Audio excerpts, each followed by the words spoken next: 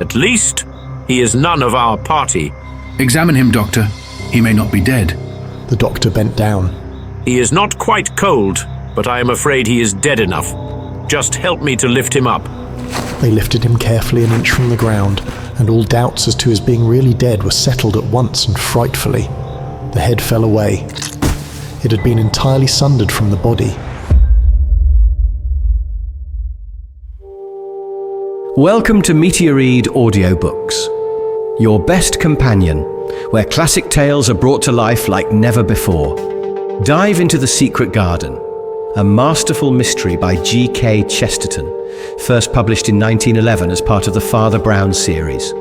When a renowned French detective is invited to investigate a strange gathering at a walled garden, what begins as a celebration quickly turns sinister with the discovery of a gruesome murder. As chaos ensues and suspicions rise, so does the challenge to solve the crime. Can Father Brown solve it? Now, dim the lights, settle in, and let the suspense sweep you off your feet. The truth is waiting.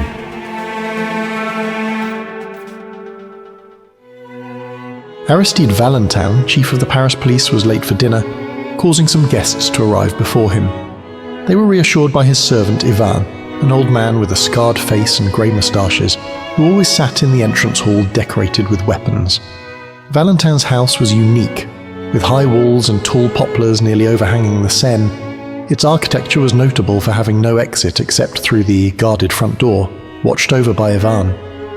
While the garden was expansive, it was enclosed by a tall, smooth wall with spikes, making it a secure retreat for a man whose life was threatened by many criminals. Ivan informed the guests that Valentin would be delayed by 10 minutes as he dealt with unpleasant tasks regarding executions. Although he found these duties repulsive, he performed them with precision.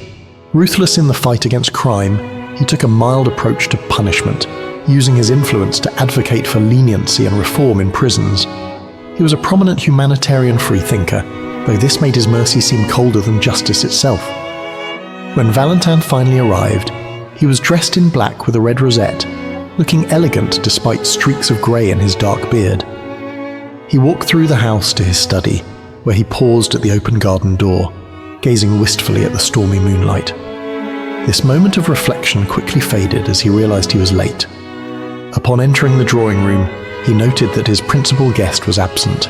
He recognized the other attendees, Lord Galloway, the choleric English ambassador with a russet face, Lady Galloway, slender and silver-haired, their daughter, Lady Margaret Graham, a pale girl with copper-coloured hair, and the opulent Duchess of Mont Saint-Michel with her daughters. He also saw Dr. Simon, a French scientist, and Father Brown from Essex. Perhaps with the most interest, he noticed Commandant O'Brien of the French Foreign Legion. A tall man in uniform, O'Brien had dark hair, blue eyes, and an air of dashing melancholy typical of his regiment. An Irish gentleman by birth, he had once known the Galloways and had left his homeland due to financial troubles. Now he flaunted his freedom from British etiquette, bowing to the Galloways, who responded with stiff acknowledgement, while Lady Margaret turned her gaze away. Despite the old connections among the guests, Aristide Valentin was not particularly interested in them. He was awaiting the arrival of a man of international fame, Julius K. Brain. A multimillionaire known for his generous yet puzzling donations to various religions, Brain was a figure of curiosity in the press. His beliefs were unclear. Some considered him an atheist, others a Mormon or Christian Scientist. But he eagerly funded untested ideas, waiting for the next American Shakespeare, and finding more merit in Luke P. Tanner than in Walt Whitman. He thought of Valentin as progressive, a grave misjudgment. When Brain finally arrived, his presence commanded attention. He was a massive man in evening wear, his white hair slicked back, with a red cherubic face and a dark tuft under his lip that added a theatrical touch.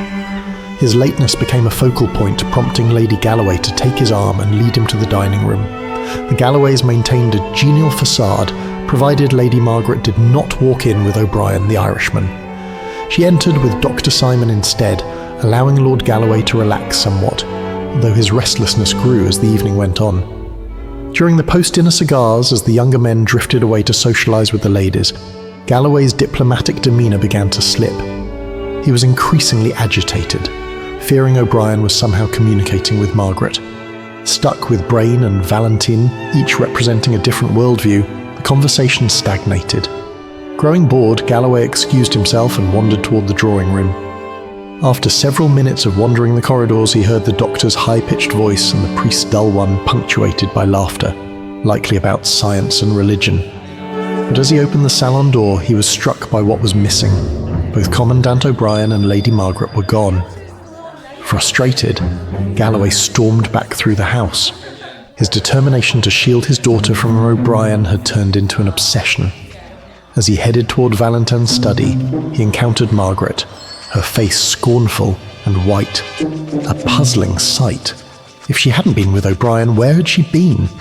Driven by a mix of paternal suspicion and urgency, he found a servant's entrance that led to the garden. The storm had cleared, revealing a moonlit scene. A tall figure in uniform crossed the lawn toward the study. It was O'Brien. He slipped through the French windows, leaving Lord Galloway in a furious, confused state.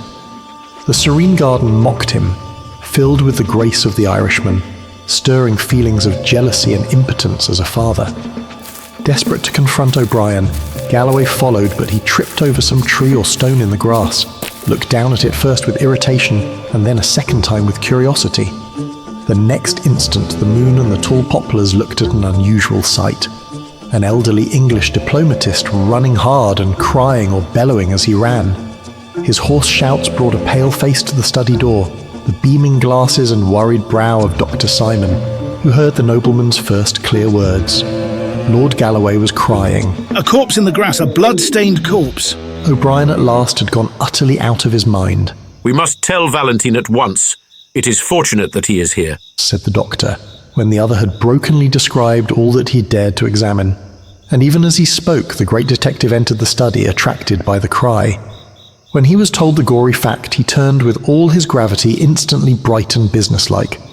For this, however abrupt and awful, was his business. Strange, gentlemen, He said as they hurried out into the garden. that I should have hunted mysteries all over the earth, and now one comes and settles in my own backyard. But where is the place? They crossed the lawn less easily, as a slight mist had begun to rise from the river. But under the guidance of the shaken Galloway, they found the body sunken in deep grass, the body of a very tall and broad-shouldered man. He lay face downwards, so they could only see that his big shoulders were clad in black cloth and that his big head was bald, except for a wisp or two of brown hair that clung to his skull like wet seaweed. A scarlet serpent of blood crawled from under his fallen face. "At least he is none of our party," said Simon. Examine him, Doctor. He may not be dead. The doctor bent down. "He is not quite cold, but I am afraid he is dead enough. Just help me to lift him up." They lifted him carefully an inch from the ground, and all doubts as to his being really dead were settled at once and frightfully. The head fell away. It had been entirely sundered from the body. Whoever had cut his throat had managed to sever the neck as well. Even Valentine was slightly shocked. He must have been as strong as a gorilla. He muttered. Not without a shiver, though he was used to anatomical abortions. Dr. Simon lifted the head. It was slightly slashed about the neck and jaw, but the face was substantially unhurt. It was a ponderous yellow face, at once sunken and swollen, with a hawk-like nose and heavy lids. A face of a wicked Roman emperor, with perhaps a distant touch of a Chinese emperor. All present seemed to look at it with the coldest eye of ignorance. Nothing else could be noted about the man except that, as they had lifted his body, they had seen underneath it the white gleam of a shirt front defaced with a red gleam of blood. As Dr. Simon said, the man had never been of their party, but he might very well have been trying to join it, for he had come dressed for such an occasion. Valentine went down on his hands and knees and examined with his closest professional attention the grass and ground for some 20 yards round the body, in which he was assisted less skillfully by the doctor and quite vaguely by the English lord. Nothing rewarded their grovellings except a few twigs, snapped or chopped into very small lengths, which Valentine lifted for an instant's examination and then tossed away. Twigs, and a total stranger with his head cut off. That is all there is on this lawn. There was an almost creepy stillness, and then the unnerved Galloway called out sharply, "Who's that? Who's that over there by the garden wall?" A small figure with a foolishly large head drew waveringly near them in the moonlit haze, looked for an instant like a goblin, but turned out to be the harmless little priest whom they had left in the drawing room. I say, He said meekly. there are no gates to this garden, do you know? Valentine's black brows had come together somewhat crossly, as they did on principle at the sight of the cassock, but he was far too just a man to deny the relevance of the remark. You are right. Before we find out how he came to be killed, we may have to find out how he came to be here. Now listen to me, gentlemen.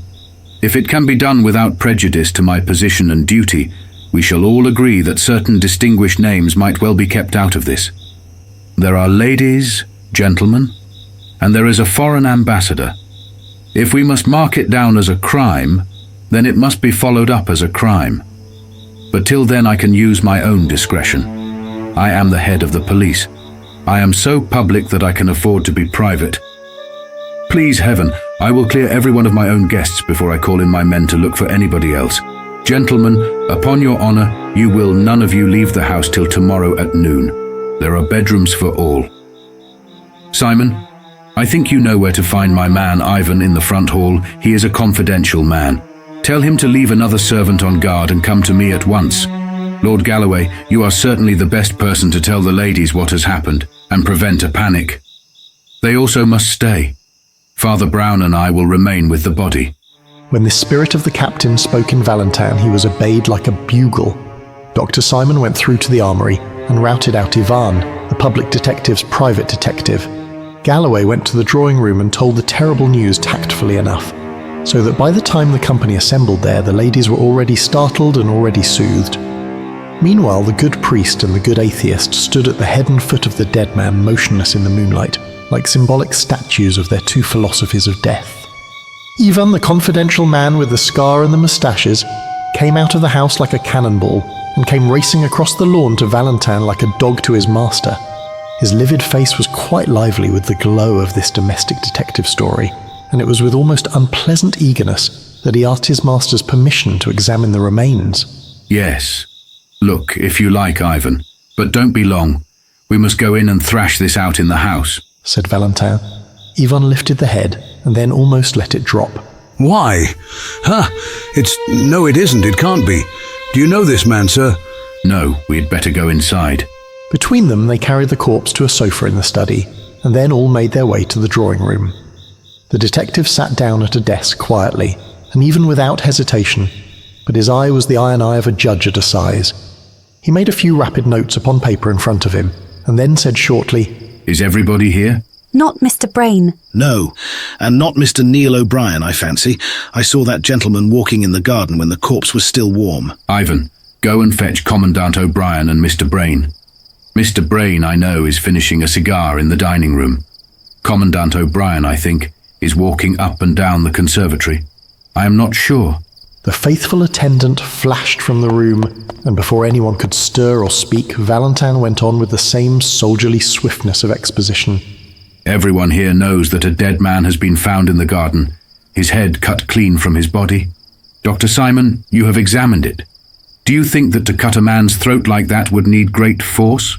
Or perhaps only a very sharp knife? I should say that it could not be done with a knife at all. Have you any thought of a tool with which it could be done? Speaking within modern probabilities, I really haven't. It's not easy to hack a neck through, even clumsily, and this was a very clean cut.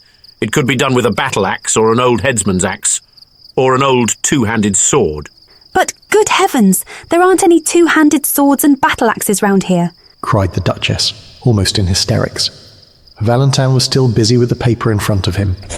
Tell me, could it have been done with a long French cavalry sabre?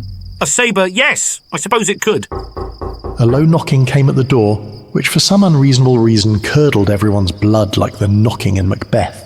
Thank you. Come in, Ivan. The confidential Ivan opened the door and ushered in Commandant Neil O'Brien, whom he had found at last pacing the garden again. The Irish officer stood up disordered and defiant on the threshold. What do you want with me? Please sit down. Why, you aren't wearing your sword. Where is it? I left it on the library table. It was a nuisance.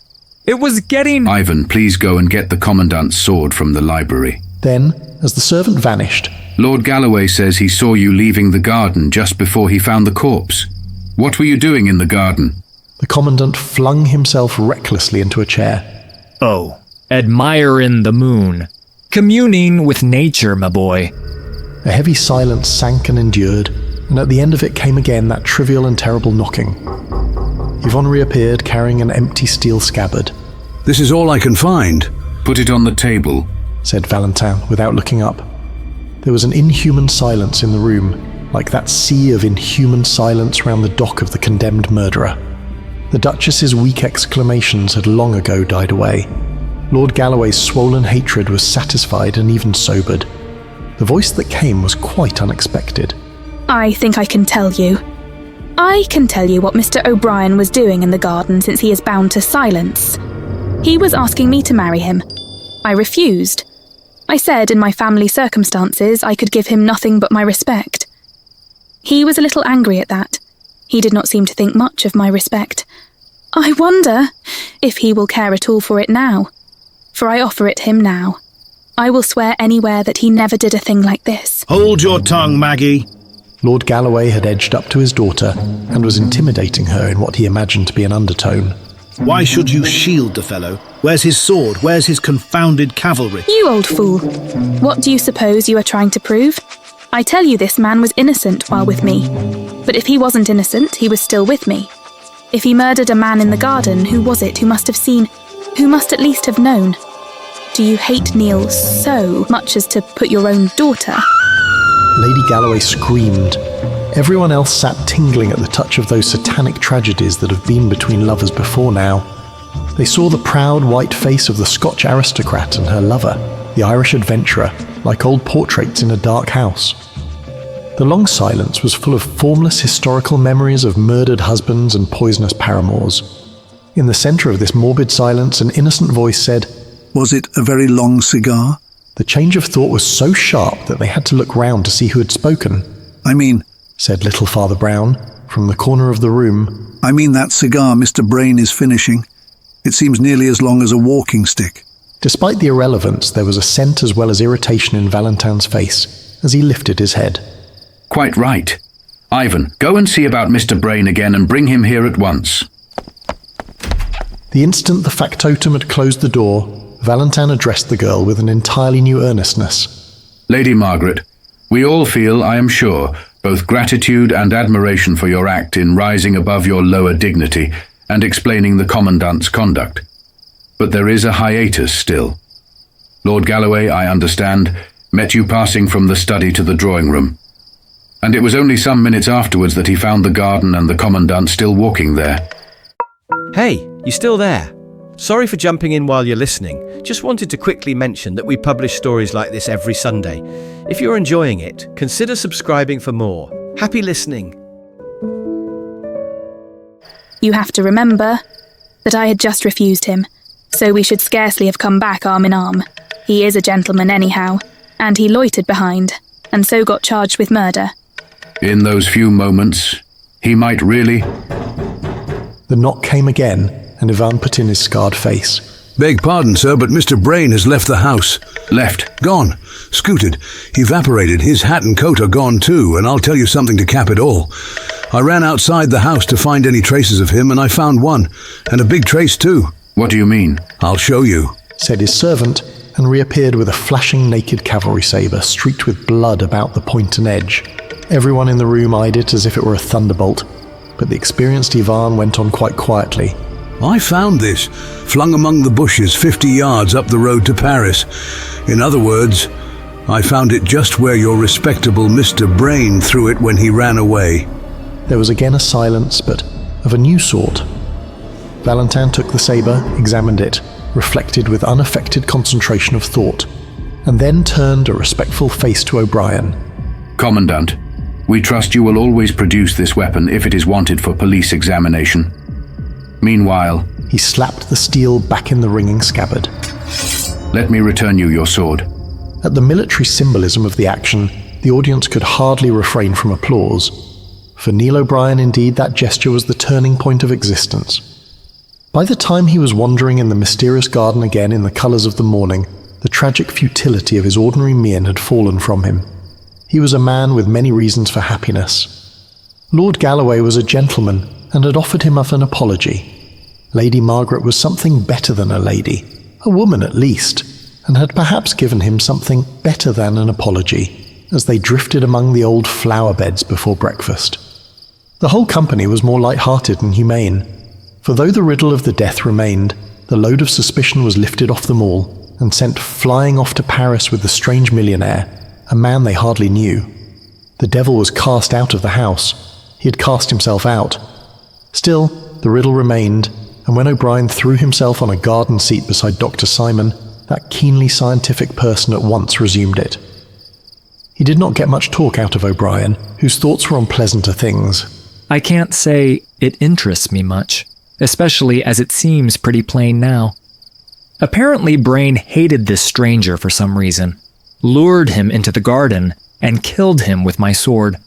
Then he fled to the city, tossing the sword away as he went.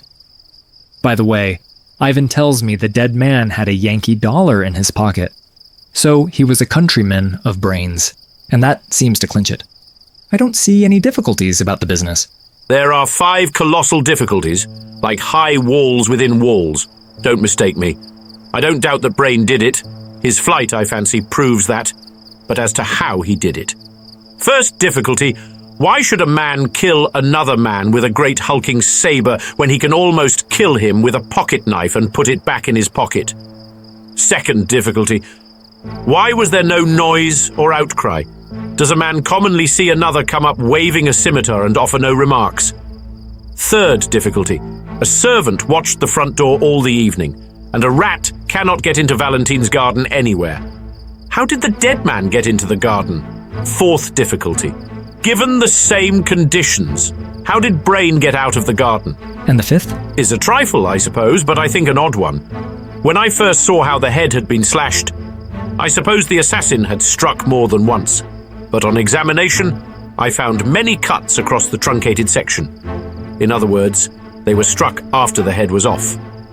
Did Brain hate his foe so fiendishly that he stood sabering his body in the moonlight? Horrible. The little priest, Brown, had arrived while they were talking and had waited with characteristic shyness till they had finished. Then he said awkwardly, I say I'm sorry to interrupt, but I was sent to tell you the news. News? Yes, I'm sorry. There's been another murder, you know. What? Both men on the seat sprang up, leaving it rocking.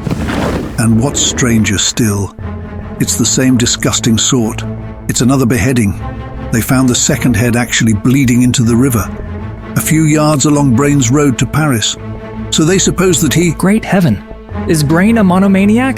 There are American vendettas. They want you to come to the library and see it. Commandant O'Brien followed the others towards the inquest, feeling decidedly sick. As a soldier, he loathed all this secretive carnage. Where were these extravagant amputations going to stop? First one head was hacked off and then another. In this case, he told himself bitterly, it was not true that 2 heads were better than 1. As he crossed the study, he almost staggered at a shocking coincidence. Upon Valentine's table lay the coloured picture of yet a third bleeding head, and it was the head of Valentine himself. A second glance showed him it was only a nationalist paper called The Guillotine, which every week showed one of its political opponents with rolling eyes and writhing features just after execution. For Valentine was an anti-clerical of some note. But O'Brien was an Irishman, with a kind of chastity even in his sins, and his gorge rose against that great brutality of the intellect which belongs only to France. He felt Paris as a whole, from the grotesques on the Gothic churches to the gross caricatures in the newspapers.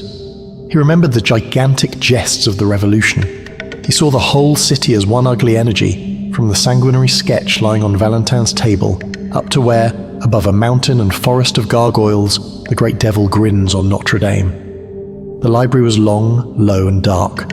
What light entered it shot from under low blinds, and had still some of the ruddy tinge of morning. Valentine and his servant Ivan were waiting for them at the upper end of a long, slightly sloping desk, on which lay the mortal remains, looking enormous in the twilight. The big black figure and yellow face of the man found in the garden confronted them essentially unchanged. The second head, which had been fished from among the river reeds that morning, lay streaming and dripping beside it. Valentine's men were still seeking to recover the rest of this second corpse, which was supposed to be afloat. Father Brown, who did not seem to share O'Brien's sensibilities in the least, went up to the second head and examined it with his blinking care. It was little more than a mop of wet white hair, fringed with silver fire in the red and level morning light. The face, which seemed of an ugly, empurpled and perhaps criminal type, had been much battered against trees or stones as it tossed in the water. Good morning, Commandant O'Brien. You have heard of Brain's last experiment in butchery, I suppose. Father Brown was still bending over the head with white hair, and he said without looking up, I suppose it is quite certain that Brain cut off this head too. Well, it seems common sense. Killed in the same way as the other, found within a few yards of the other, and sliced by the same weapon which we know he carried away. Yes, I know. Yet, I doubt whether Brain could have cut off this head. Why not? Well, Doctor, can a man cut off his own head? I don't know. O'Brien felt an insane universe crashing about his ears, but the doctor sprang forward with impetuous practicality and pushed back the wet white hair. Oh, there's no doubt it's Brain. He had exactly that chip in the left ear. The detective, who had been regarding the priest with steady and glittering eyes, opened his clenched mouth and said sharply, You seem to know a lot about him, Father Brown. I do. I've been about with him for some weeks. He was thinking of joining our church. And perhaps he was also thinking of leaving all his money to your church. Perhaps he was. It is possible. In that case, you may indeed know a great deal about him, about his life and about his... Drop that slanderous rubbish, Valentin, or there may be more swords yet. Commandant O'Brien laid a hand on Valentin's arm. Well, people's private opinions can wait. You gentlemen are still bound by your promise to stay. You must enforce it on yourselves and on each other. Ivan here will tell you anything more you want to know. I must get to business and write to the authorities. We can't keep this quiet any longer. I shall be writing in my study if there is any more news. Is there any more news, Ivan? Asked Dr. Simon as the chief of police strode out of the room. Only one more thing, I think, sir, but that's important too in its way. There's that old buffer you found on the lawn, and he pointed without pretense of reverence at the big black body with the yellow head. We've found out who he is, anyhow. Indeed. And who is he? His name was Arnold Becker, though he went by many aliases. He was a wandering sort of scamp, and is known to have been in America, so that was where Brain got his knife into him. We didn't have much to do with him ourselves, for he worked mostly in Germany. We've communicated, of course, with the German police, but oddly enough, there was a twin brother of his named Louis Becker, whom we had a great deal to do with. In fact, we found it necessary to guillotine him only yesterday. Well, it's a rum thing, gentlemen, but when I saw that fellow flat on the lawn, I had the greatest jump of my life. If I hadn't seen Louis Becker guillotined with my own eyes, I'd have sworn it was Louis Becker lying there in the grass. Then, of course, I remembered his twin brother in Germany and following up the clue. The explanatory Ivan stopped, for the excellent reason that nobody was listening to him. The commandant and the doctor were both staring at Father Brown, who had sprung stiffly to his feet and was holding his temples tight like a man in sudden and violent pain. Stop talking a minute, for I see half. Will God give me strength? Will my brain make the one jump and see all? Heaven help me. I used to be fairly good at thinking. I could paraphrase any page in Aquinas once. Will my head split, or will it see? I see half, I only see half. He buried his head in his hands and stood in a sort of rigid torture of thought or prayer, while the other three could only go on staring at this last prodigy of their wild 12 hours. When Father Brown's hands fell, they showed a face quite fresh and serious, like a child's. He heaved a huge sigh and said, Let us get this said and done with as quickly as possible. Look here. This will be the quickest way to convince you all of the truth. He turned to the doctor. Dr. Simon, you have a strong headpiece, and I heard you this morning asking the 5 hardest questions about this business. Well, if you will ask them again, I will answer them.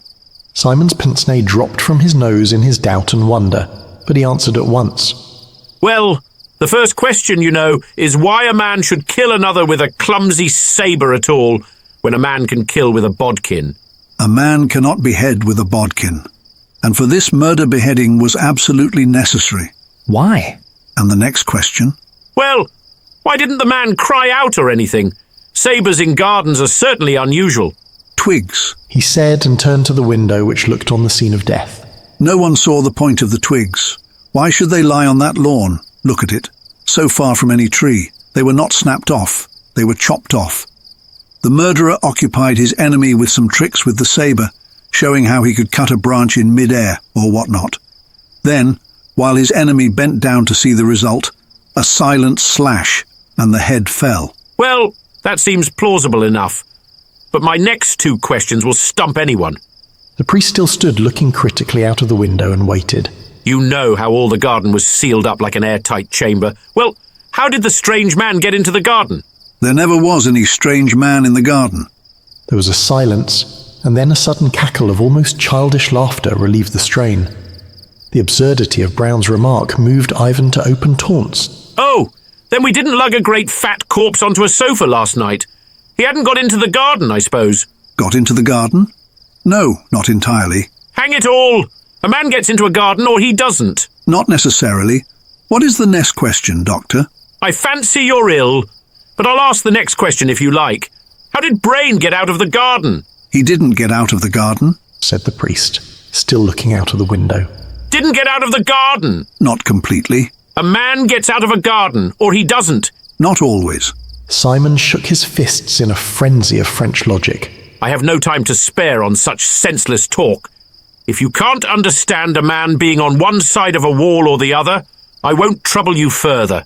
Doctor, we have always got on very pleasantly together. If only for the sake of old friendship, stop and tell me your fifth question. The impatient Simon sank into a chair by the door and said briefly, The head and shoulders were cut about in a queer way. It seemed to be done after death. Yes, it was done so as to make you assume exactly the one simple falsehood that you did assume. It was done to make you take for granted that the head belonged to the body. The borderland of the brain, where all the monsters are made, moved horribly in the Gaelic O'Brien. He felt the chaotic presence of all the horsemen and fishwomen that man's unnatural fancy has begotten. A voice older than his first father's seemed saying in his ear, Keep out of the monstrous garden where grows the tree with double fruit. Avoid the evil garden where died the man with two heads. Yet, while these shameful symbolic shapes passed across the ancient mirror of his Irish soul, his Frenchified intellect was quite alert and was watching the odd priest as closely and incredulously as all the rest. Father Brown had turned round at last and stood against the window with his face in dense shadow, but even in that shadow they could see it was pale as ashes. Nevertheless, he spoke quite sensibly, as if there were no Gaelic souls on earth. Gentlemen, you did not find the strange body of Becca in the garden. You did not find any strange body in the garden. In face of Dr. Simon's rationalism, I still affirm that Becca was only partly present. Look here. He pointed to the black bulk of the mysterious corpse. You never saw that man in your lives. Did you ever see this man? He rapidly rolled away the bald yellow head of the unknown and put in its place the white-maned head beside it. And there, complete, unified, unmistakable, lay Julius K. Brain. The murderer hacked off his enemy's head and flung the sword far over the wall. But he was too clever to fling the sword only. He flung the head over the wall also. Then he had only to clap on another head to the corpse and, as he insisted on a private inquest, you all imagined a totally new man. Clap on another head? What other head? Heads don't grow on garden bushes, do they? No, said Father Brown huskily, and looking at his boots. There is only one place where they grow. They grow in the basket of the guillotine, beside which the chief of police, Aristide Valentin, was standing not an hour before the murder. Oh, my friends, hear me a minute more before you tear me in pieces. Valentine is an honest man if being mad for an arguable cause is honesty. But did you never see in that cold grey eye of his that he is mad? He would do anything, to break what he calls the superstition of the cross. He has fought for it and starved for it, and now he is murdered for it. Brain's crazy millions had hitherto been scattered among so many sects that they did little to alter the balance of things. But Valentine heard a whisper that Brain, like so many scatterbrained skeptics, was drifting to us, and that was quite a different thing. Brain would pour supplies into the impoverished and pugnacious Church of France. He would support 6 nationalist newspapers like the Guillotine. The battle was already balanced on a point, and the fanatic took flame at the risk. He resolved to destroy the millionaire, and he did it as one would expect the greatest of detectives to commit his only crime. He abstracted the severed head of Becker on some criminological excuse and took it home in his official box. He had that last argument with Brain that Lord Galloway did not hear the end of, that failing, he led him out into the sealed garden, talked about swordsmanship, used twigs and a sabre for illustration, and You lunatic! Even of the Scar sprang up. You'll go to my master now if I take you by... why I was going there, I must ask him to confess and all that. Driving the unhappy Brown before them like a hostage or sacrifice, they rushed together into the sudden stillness of Valentine's study. The great detective sat at his desk, apparently too occupied to hear their turbulent entrance. They paused a moment, and then something in the look of that upright and elegant back made the doctor run forward suddenly. A touch and a glance showed him that there was a small box of pills at Valentine's elbow, and that Valentine was dead in his chair, and on the blind face of the suicide was more than the pride of Cato.